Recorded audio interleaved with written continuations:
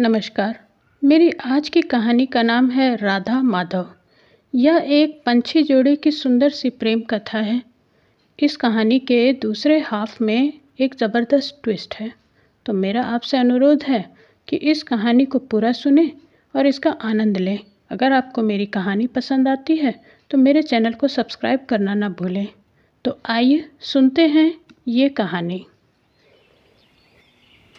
आज कई दिनों के बाद मेरे घर में फिर से मेरे लव बर्ड्स की आवाज़ गूंजने लगी है।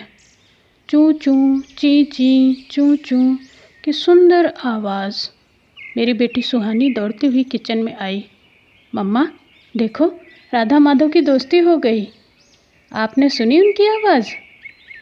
अब तक तो मैंने नोटिस नहीं किया था, पर सुहानी के कहने के बाद मेरे भी कानों में चूँ चूँ चींची की आवाज़ पड़ी और खुशी से मैं भी सुहानी के साथ लिविंग रूम में आ गई।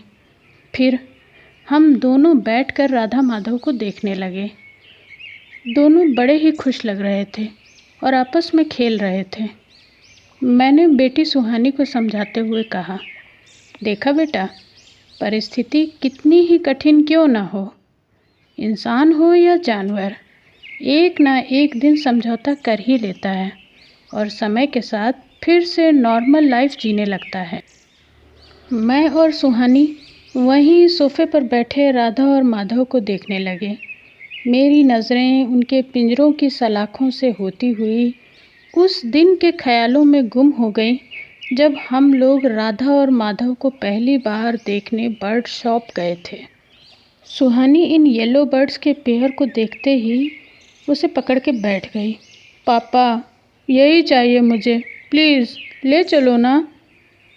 सुहानी ने चिड़ियों के बड़े से पिंजरे में खेलती हुई चिड़ियों, सफ़ेद, नीली, पीली, हरी, लाल हरी रंग की चिड़ियों को देखते हुए कहा। दुकानदार पिंजरे के पास खड़े होकर उन चिड़ियों को देखते हुए बोला, अच्छी है ये बर्ड्स सर जी, इनका फूड मैं आपको दे दूँगा। हर तरह के इन्वायरमेंट में ये रह लेती हैं, आपको कोई प्रॉब्लम ना होगी इनसे, ले जाएं आप इन्हें। और एक बात सर, ये पिंजरे में कंफर्टेबल रहती हैं और एसी की ज़्यादा ठंडी हवा से दूर रखना। हमने हाँ में सिर हिला दिया और उनका पेमेंट कर दिया और अगले आधे घंटे में दोनों लव बर्ड्स हमारे परिवार का हिस्सा बन चुके थे। सुहानी ने बड़े प्यार से उनका नाम राधा और माधव रखा था। धीरे धीरे वो अपना नाम पहचानने लगे थे। दोनों आपस में बड़े प्रेम से रहते थे। रात होते ही नीचे को गर्दन झुकाकर सो जाते। दोनों ने राधा कृष्ण के अनंत प्रेम को साकार रूप दे रखा था। जब भी खाना पानी ख़त्म हो जाए तो चूँ चूँ की आवाज़ करके बता देते। धीरे धीरे ऐसे ही दिन बीतने लगे। एक दिन मैं शीशे के सामने खड़ी होकर अपने बाल संवार रही थी कि सुहानी को अचानक पता नहीं क्या सूझी। उसने राधा को पिंजरे से बाहर निकाल दिया और वह भी झट से उड़कर शीशे के सामने बैठ गई और खुद को देखने लगी। शीशे में चोंच मारने लगी।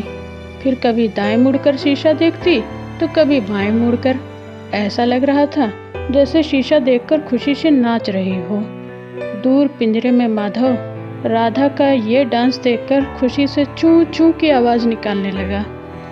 मैंने भी बड़े प्यार से राधा को नेल पॉलिश की एक छोटी सी बिंदी लगा दी और उसके पंजों को भी नेल पेंट से रंग दिया।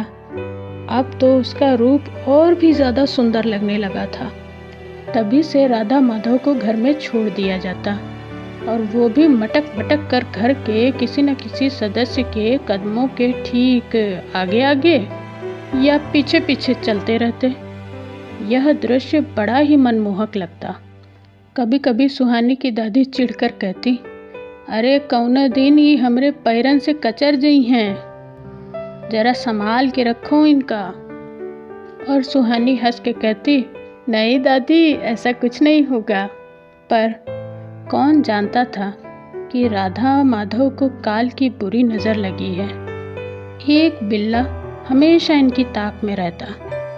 ऐसा दादी ने बताया था और कहा था सतर्क रहना, इनको बचा कर रखना, घर से बाहर बिल्कुल अकेला न रखना। हम भी कुछ सतर्क ही थे, पर होनी को कौन टाल सकता था भला। कुछ महीने बीते और जाड़े के दिन आ गए। एक दिन हम सब बाहर गार्डन में बैठे थे। जाड़े की धूप निकली थी, सो मन में आया क्यों न राधा माधव का पिंजरा भी धूप में रख दिया जाए। उन पंछियों को भी धूप मिल जाएगी तो अच्छा लगेगा। सुहानी को समझा दिया कि पिंजरे से बाहर ना निकालना उनको और बिल्ले को देखे रहना। आस पास भी दिख जाए तो पिंजरा अंदर रखा ना। ऐसा कहकर मैं कुछ ज़रूरी काम से घर के अंदर आ गई। मन में डर न था कि सुहानी उसके पापा और दादी तो बाहर हैं ही, पर जैसा मैंने सोचा था हुआ उसका उलट। दादी वहीं बगीचे में टहल टहल कर फूलों को देखने लगी। पीछे पीछे सुहानी भी होली और अमित अपने फ़ोन से बात करते करते पिंजरे के पास से हट गए। कोई 10-15 मिनट ही बीते थे कि अचानक चूं चूं चूं की बड़ी तेज आवाज़ मेरे कानों में पड़ी। किसी भयंकर डर की आशंका से मैं फुर्ती से गार्डन की ओर लपकी तो देखती हूँ कि राधा खून से लथपथ पिंजरे में पड़ी है और माधव डर से ऊपर की ओर चिपका हुआ थर थर काँप रहा था। सुहानी रो रो कर कह रही थी, मम्मा हम तो यहीं पे थे, पता नहीं कहाँ से बिल्ला आ गया और उसने पिंजरे का शटर ऊपर कर राधा को दबोच ही लिया था कि पापा ने देख लिया और ज़ोर से चिल्लाकर बिल्ले को भगा दिया। मैंने देखा बिल्ला राधा को छोड़कर भाग तो गया था, पर उसके पंजे राधा के गर्दन में जा धंसे थे और उसकी गर्दन कट गई थी। एक छोटा सा हिस्सा ही बाकी रह गया था। मैंने उसको पिंजरे से निकालकर अपनी हथेली पर लिटा लिया और धीरे धीरे उसे सहलाने लगी। बस फिर एक नज़र उसने देखा और चूं की आवाज़ हुई और हमेशा के लिए उसने अपनी आंखें मूंद ली। माधव अब भी थरथर काँप रहा था और राधा को देखे जा रहा था।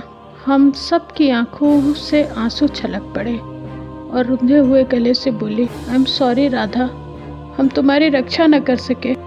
और बड़े ही सम्मान के साथ उसको अपनी दोनों हथेलियों में उठाकर बागीचे के एक कोने में उसकी अंतिम क्रिया कर दी गई। दूर से माधव सब कुछ देख रहा था और सहमा सा बैठा था। उस दिन माधव को देखकर मुझे एहसास हुआ कि इंसान हो या जानवर, साथी के बिछड़ने का दुख सबको बराबर ही होता है। माधव ने खाना पानी तज दिया था। रह रह कर पूरे पिंजरे में दौड़ दौड़ कर ची ची ची कर राधा को बुलाता रहता। उसकी करुण वेदना मेरे मन को भी भेद रही थी। रात को कमरे की लाइट बंद होते ही वह और जोर से चिल्लाने लगा और डर से कांपने लगा। सुबह के हादसे का डर उसके मन में घर कर गया था। अगले दिन भी उसने दाने को हाथ नहीं लगाया। फिर मैं बागीचे से जाकर थोड़े से पालक के पत्ते तोड़ लाई और उसके सामने रख दिया। माधव थोड़ी देर देखता रहा, फिर आकर उसे खाने लगा तो मेरे मन को सुकून हुआ। धीरे धीरे समय बीतने लगा। माधव अनमना सा पिंजरे के एक कोने में बैठा रहता। समय समय पर राधा को बुलाना उसने अब भी नहीं छोड़ा। एक दिन हम माधव को लेकर फिर से बर्ड शॉप गए और उसके लिए बिल्कुल राधा जैसी नई पार्टनर ले आए। पर माधव शायद जानता था कि ये उसकी राधा नहीं है, इसलिए उसकी ओर से उसने मुंह फेर रखा था। चुपचाप पिंजरे में बैठा रहा और उसके करीब भी न जाता था। हम उनके पिंजरे के पास बैठे उनको देख ही रहे थे कि अचानक सुहानी पूछ बैठी, मम्मा इसका क्या नाम रखें?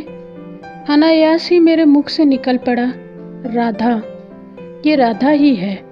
और तब से सब उसे राधा कहकर पुकारने लगे। मन में आस थी कि माधव भी उसे एक दिन अपनी राधा मान लेगा। और एक आज का दिन था कि फिर से मैं राधा और माधव को आपस में चोंच जोड़कर खेलता हुआ देख रही हूँ।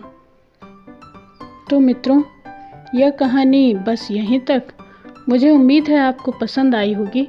अगर मेरी कहानी पसंद आई है तो इसे अपने फ्रेंड्स के साथ शेयर ज़रूर करें और मेरे चैनल को सब्सक्राइब करना ना भूलें। मिलते हैं जल्द एक नई कहानी के साथ। तब तक के लिए धन्यवाद।